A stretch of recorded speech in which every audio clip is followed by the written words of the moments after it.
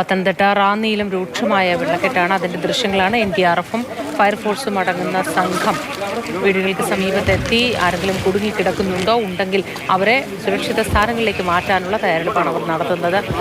Dengue ബോട്ടുകളുമായുള്ള യാത്രയാണ്. നമ്മൾ ഈ രംഗം ഇതിനു മുൻപ് കണ്ടത് പ്രളയത്തിൻ്റെ സമയത്താണ് എന്നതാണ്. അതുകൊണ്ട് തന്നെ ചെറിയ തോതിലുള്ളൊരു ആശങ്കയൊക്കെ ജനങ്ങൾക്ക് ഉണ്ടാകാൻ സാധ്യതയുണ്ട്. ജാഗ്രതയോടെ ഇരിക്കണം. വിവരങ്ങൾ കൃത്യമായി അതത് ജില്ലാ ഭരണകൂടത്തെ അറിയിക്കുകയും സഹായം അഭ്യർത്ഥിക്കുകയും വേണം. അങ്ങനെ ഒരു സാഹചര്യത്തിലാണ് എങ്കിൽ വിവരങ്ങൾ കൃത്യമായി അറിയിക്കുക. വൈദ്യുതി സംവിധാനം ഇല്ല എന്ന് കേൾക്കുന്നു. മൊബൈൽ ഫോണുകളൊക്കെ സ്വിച്ച് ഓഫ് ആയി പോകുന്നു എങ്കിൽ പുറത്തേക്കൊക്കെ ഇറങ്ങി നിന്ന് അതുവഴി വരുന്ന NDRF സംഘത്തിൻ്റെ ശ്രദ്ധ ആകർഷിച്ച് അവിടെ നിന്നും രക്ഷപ്പെടാനുള്ള മാർഗങ്ങൾ സ്വീകരിക്കണമെന്ന് കൂടി അഭ്യർത്ഥിക്കുകയാണ്. ഓരോരുത്തരുടെയും പരിചയത്തിൽ ആരെങ്കിലുമൊക്കെ ഇതുപോലെ കുടുങ്ങിക്കിടക്കുന്നു എന്ന തോന്നലുണ്ടെങ്കിൽ പോലും ആ കാര്യങ്ങൾ അറിയിക്കുക. ഒറ്റപ്പെട്ട പ്രദേശങ്ങളുണ്ട് എന്ന് തോന്നുന്നു എങ്കിൽ അവരെ ഫോണിൽ ബന്ധപ്പെടാൻ ശ്രമിച്ചിട്ട് നടക്കുന്നില്ല എങ്കിൽ, കാരണം ഒന്ന് വാർത്തയും മറ്റും കേൾക്കാനുള്ള സൗകര്യം അവർക്കുണ്ടാവണമെന്നില്ല. നമ്മൾ ഈ പറയുന്നത് മാധ്യമങ്ങളിലൂടെ അറിയണമെന്നില്ല. ഇത് ആകാശ ദൃശ്യങ്ങളാണ്, പാലയുടെ ദൃശ്യങ്ങളാണ്. കോട്ടയം പാലയിൽ നിന്നുള്ള ആകാശ ദൃശ്യങ്ങളാണ് പ്രേക്ഷകരുമായി പങ്കുവയ്ക്കുന്നത്. പാലയിൽ ഒന്നടങ്കം വെള്ളം കയറിയിരിക്കുന്ന ദൃശ്യമാണ് കാണുന്നത്. കോട്ടയത്തെ പാലയിൽ നിന്നുള്ള ആകാശ ദൃശ്യങ്ങൾ.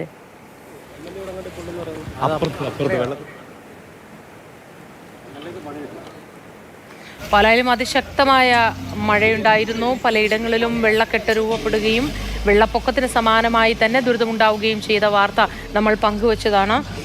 ചെറിയ തോതിലുള്ള പ്രശ്നങ്ങൾ ഉണ്ടായിട്ടുണ്ട്, ദുരന്തങ്ങൾ ഒക്കെ ഉണ്ടായിട്ടുള്ളതും പറഞ്ഞു നമ്മൾ.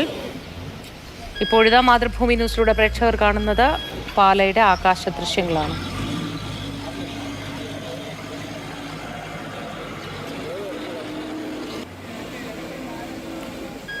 സംവിധാനം ഉണ്ടായിട്ട് അവ ഉപയോഗപ്പെടുത്തുന്നു.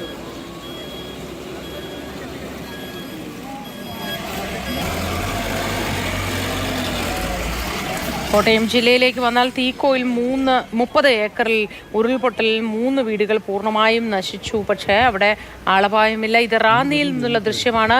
ഒരു വാഹനം പൂർണ്ണമായും തന്നെ വെള്ളത്തിൽ മുങ്ങിക്കിടക്കുന്ന ദൃശ്യം. എത്രത്തോളം രൂക്ഷമാണ് മഴയെന്നും എത്രത്തോളം ശക്തമായ വെള്ളക്കെട്ടാണ് രൂപപ്പെട്ടിട്ടുള്ളതെന്നുമാണ് നമുക്ക് ഇതിൽ നിന്ന് മനസ്സിലാക്കാൻ കഴിയുന്നത്.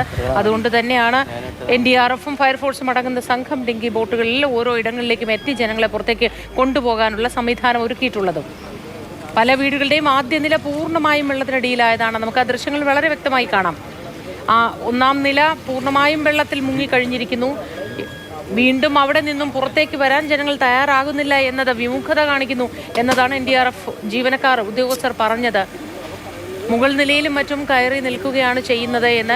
കഴിഞ്ഞ വെള്ളപ്പൊക്കത്തിൻ്റെ സമയത്തും ഇങ്ങനെ തന്നെ ജനങ്ങൾ വിമുഖത കാണിച്ചിരുന്നു. പക്ഷേ 2-3 ദിവസത്തോളം അത് നീണ്ടു നിൽക്കുമ്പോഴുള്ള പ്രശ്നങ്ങളുമൊക്കെ നമുക്കറിയാം. ഇനിയുള്ള മണിക്കൂറുകളിലും ഇനിയുള്ള ദിവസങ്ങളിലും അടുത്ത 5 ദിവസത്തേക്കൊക്കെ അതിശക്തമായ മഴയായിരിക്കും എന്ന് തന്നെയാണ് ദുരന്ത നിവാരണ അതോറിറ്റി അറിയിക്കുന്നത്. അങ്ങനെയെങ്കിൽ എത്ര ദിവസം ഇവർക്ക് അവിടെ തുടരാൻ കഴിയും എന്നത് വലിയ ബുദ്ധിമുട്ടുള്ള കാര്യമാണ്.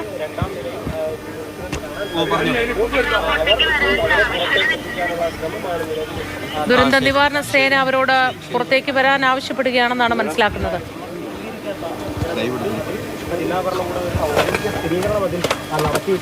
നിതിൻ തോമസ് ചേരുന്നുണ്ട്. നിതിൻ, നമ്മൾ ആ ദൃശ്യങ്ങൾ പ്രേക്ഷകരുമായി പങ്കുവയ്ക്കുകയാണ്. ബോട്ടിലെത്തിയ ദുരന്ത നിവാരണ സേന NDRFും ഒപ്പം ഫയർഫോഴ്സും അടങ്ങുന്ന സംഘം അവരോട് പുറത്തേക്ക് വരാനൊക്കെ ആവശ്യപ്പെടുന്നു എന്ന് തോന്നുന്നു. അവരെ മാറ്റുന്ന തയ്യാറെടുപ്പുകളാണ് നടക്കുന്നതെന്നാണ് മനസ്സിലാക്കുന്നത്.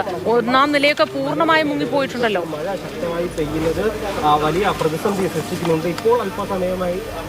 അതെ, ഒന്നാം നില പൂർണ്ണമായിട്ടും ആ വീടിൻ്റെ മുങ്ങിക്കിടക്കുകയാണ്. നമുക്ക് ആ ദൃശ്യങ്ങളിൽ വ്യക്തമാണ്. ആ വീടിൻ്റെ 2ാം നിലയിലേക്ക് ആളുകൾ കയറിയിരിക്കുകയായിരുന്നു. ആ ആളുകളെയാണ് ഇപ്പോൾ ഫയർഫോഴ്സിൻ്റെ നേതൃത്വത്തിലുള്ള സംഘം ബോട്ടിലെത്തി രക്ഷിച്ചുകൊണ്ടിരിക്കുന്നത്. അവരെ ഇപ്പോൾ രക്ഷിച്ച് ബോട്ടിലേക്ക് കയറ്റിയിട്ടുണ്ട്. ആ ബോട്ടിൽ കയറ്റി ഇനി റോഡിലേക്ക് എത്തിക്കും.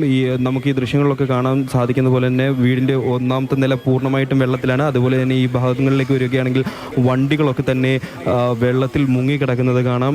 ഈ ഭാഗത്തെ വീടുകളുടെ ഒരു നിലയോളം വെള്ളത്തിനടിയിലാണ്.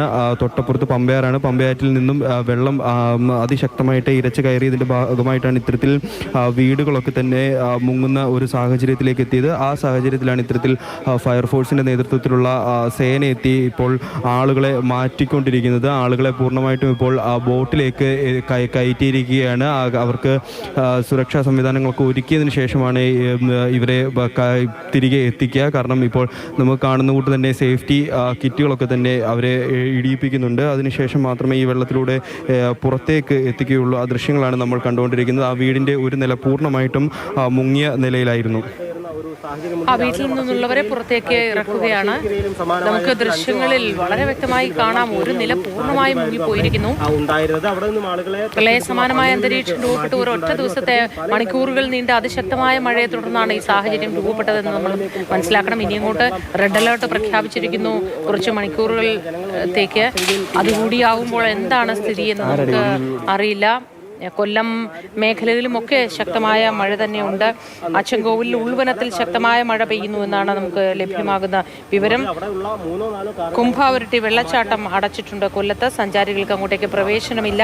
അച്ചൻകോവിൽ മേഖലയിൽ ഉൾവനത്തിൽ കനത്ത മഴയാണ് ഇപ്പോൾ ഉള്ളത്. അതുപോലെ തന്നെയാണ് പത്തനംതിട്ടയിൽ നിന്ന് വിവരങ്ങളാണ് നമ്മളിപ്പോൾ കാണുന്നത്.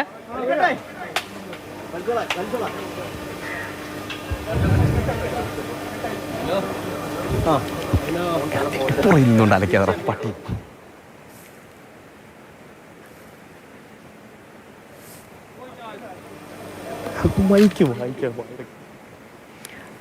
വീട്ടിൽ നിന്ന് ഉള്ളവരെ രക്ഷിച്ച് പുറത്തേക്ക് കൊണ്ടുവരുന്നതാണ് നമ്മൾ കാണുന്നത്. ഇനിയും ആളുകൾ അവിടെ ഉണ്ടെന്നാണ് മനസ്സിലാക്കുന്നത്.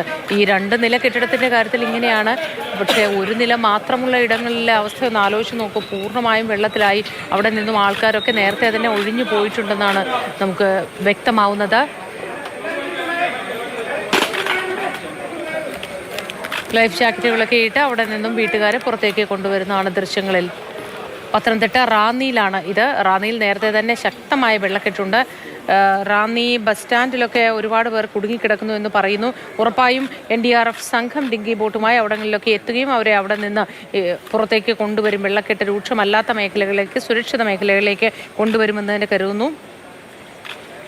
ഇടുക്കി നെടുങ്കണ്ടത്തൊക്കെ ശക്തമായ മഴയുണ്ട്. തൃശ്ശൂരിലും അതിശക്തമായ മഴയുണ്ടെന്ന് പ്രേക്ഷകർ പറയുന്നുണ്ട്. തൃശ്ശൂരിൽ ചേലക്കര ഇപ്പോൾ കനത്ത മഴ ഇല്ല. നേരത്തെ ശക്തമായ മഴ ഉണ്ടായിരുന്നു എന്ന് ചേലക്കരയിൽ നിന്നും അറിയിക്കുന്നുണ്ട്. അങ്ങനെ ഒരുപാട് വിവരങ്ങൾ നമുക്ക് വരുന്നുണ്ട്, മഴയുടെ വിവരങ്ങൾ. ആ വീട്ടിലൊക്കെ ആരെങ്കിലും ഉണ്ടോ എന്നത് നോക്കേണ്ടിയിരിക്കുന്നു. ആ ദൃശ്യങ്ങൾ തത്സമയ ദൃശ്യങ്ങളാണ് നമുക്ക് കാണാം.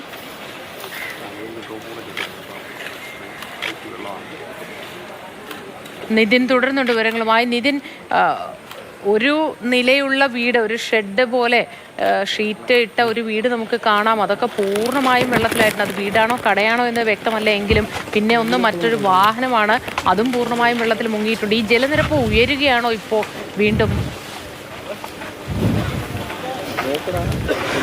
ജലനിരപ്പിന് യാതൊരു വ്യത്യാസവും വന്നിട്ടില്ല മോത്തി. അതായത് ഉയർന്നുകൊണ്ട് തന്നെ ഇരിക്കുകയാണ്, താഴ്ന്ന ഒരു സ്ഥിതിയിലേക്ക് എത്തിയിട്ടില്ല. കാരണം ഈ ഞാൻ സൂചിപ്പിച്ചതുപോലെ തന്നെ വനമേഖലകളിലൊക്കെ തന്നെ മണ്ണിടിച്ചിലുണ്ടായിരുന്നു. അത് കളക്ടർ നമ്മളോട് സ്ഥിരീകരിക്കുകയും ചെയ്തു. ഈ മണ്ണിടിച്ചിലിനെ തുടർന്ന് മണ്ണ് അതിതീവ്രമായിട്ട് തന്നെ വെള്ളത്തിലേക്ക് വന്നിട്ടുണ്ട്. ആ വെള്ളത്തിലേക്ക് മണ്ണ് ഒലിച്ച് ഇറങ്ങുകയും അത് കാരണമാണ് ഇത്തരത്തിൽ വെള്ളം വലിയ തോതിൽ ഇവിടേക്ക് ഇരമ്പി എത്തുന്നത്. അതുകൊണ്ട് തന്നെ വെള്ളം വീണ്ടും ഉയർന്നുകൊണ്ടേയിരിക്കുകയാണ്. രാത്രി മുതലാണ് ഇത്തരത്തിൽ വെള്ളം ഇവിടേക്ക് കയറുന്ന ഒരു സാഹചര്യമുണ്ട്. അത് പെട്ടെന്നായിരുന്നു. ഇപ്പോൾ ഒരു വീട്ടിൽ നിന്നും ആളുകളെ, ഈ 2ാമത്തെ നിലയിൽ ഉണ്ടായിരുന്ന ആളുകളെ പൂർണ്ണമായിട്ടും ഫയർഫോഴ്സ് ഇത് കരക്കെത്തിക്കുകയാണ്. വീടിൻ്റെ 2ാമത്തെ നിലയിൽ അവർ സുരക്ഷിതമായിട്ട് ഇരിക്കുകയായിരുന്നു. അവിടെ നിന്നുമാണ് ആളുകളെ ഇവിടെ പുറത്തേക്ക് എത്തിച്ചുകൊണ്ടിരിക്കുന്നത്.